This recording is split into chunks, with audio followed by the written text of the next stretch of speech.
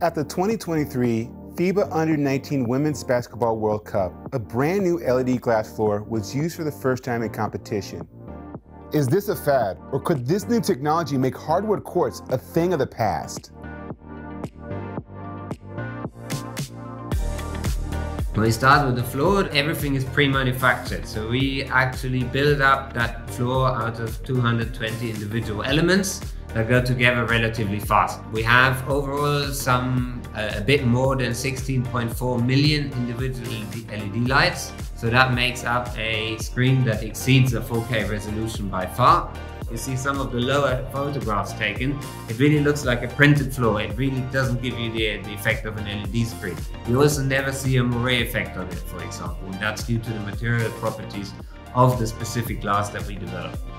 While the court makes a big impression with fans, FIBA had to first convince the athletes that the floor wouldn't have any negative impacts on their health or performance.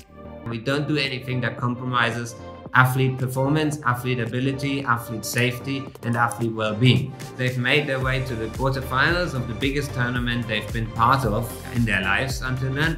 And now there's this crazy guy that says, you're going to play on glass. So they introduced the players, they gave them information about what the surface is, and they played a cool scissor reel on the floor. So the players all got a bit excited, they got their phone out and they filmed it, and then you could see them touching the surrounding blue area of the court, squeaking their shoes on it. They realized, oh, it makes the same sounds, it doesn't feel very different. And at that point, you could see their faces. Their faces went from being slightly scared or critical to happy faces.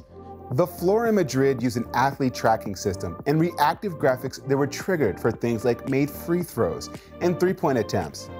But what else could the future hold if LED courts become more and more popular?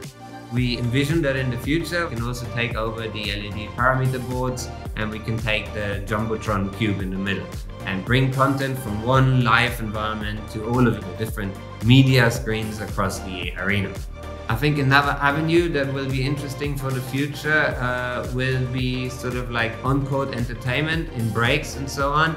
And we really want to work on applications where we give the control of the floor to the public in the space.